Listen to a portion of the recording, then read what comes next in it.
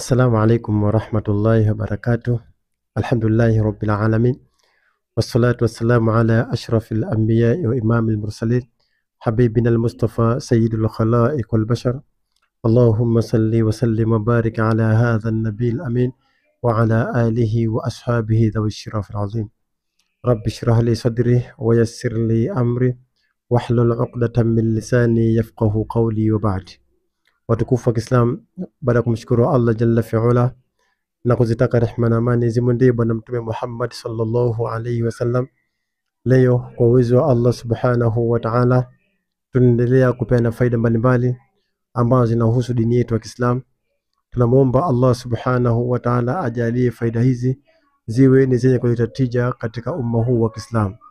Inshallah, katika silsila ya darasa zetu leo nitakupa maajabu na faida ambayo inapatikana katika suratul Qamar.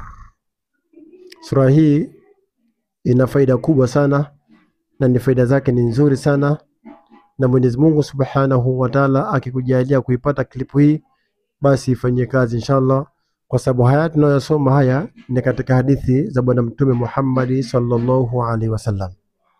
Anasema mwandishi wa kitabu, man katabaha suratul Qamar, mtu yoyote atakayeandika hii suratul Qamar yaumul Jumaa, siku ya Ijumaa, yani ukachukua zafarani kisha ukachukua na karatasi, kisha suratul Jumaa hii ukaiandika kwenye karatasi ile kwa zafarani siku ya Ijumaa, asubuhi pale siku ya Ijumaa ukaiandika sura hii kwenye karatasi, kisha wa'allaqaha ala ra'sihi, karatasi ile ukaifunga kwenye kichwa chako. Kama umevaa kofia utaitia kwa ndani, kama mwanamke umevaa kilemba au shungi utaitia kwa ndani karatasi hii.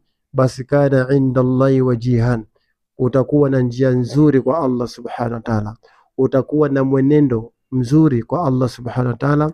Wasahhat lahu al-amru as-sa'aibu, na Mwenyezi Mungu atakufanyia wepesi katika mambo yako magumu.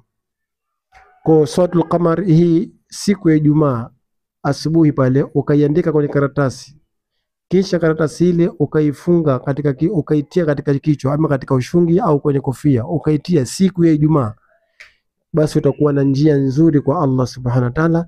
Lakini mambo yako yote yaliyokuwa magumu Allah atakufanyia atakuwa mepesi.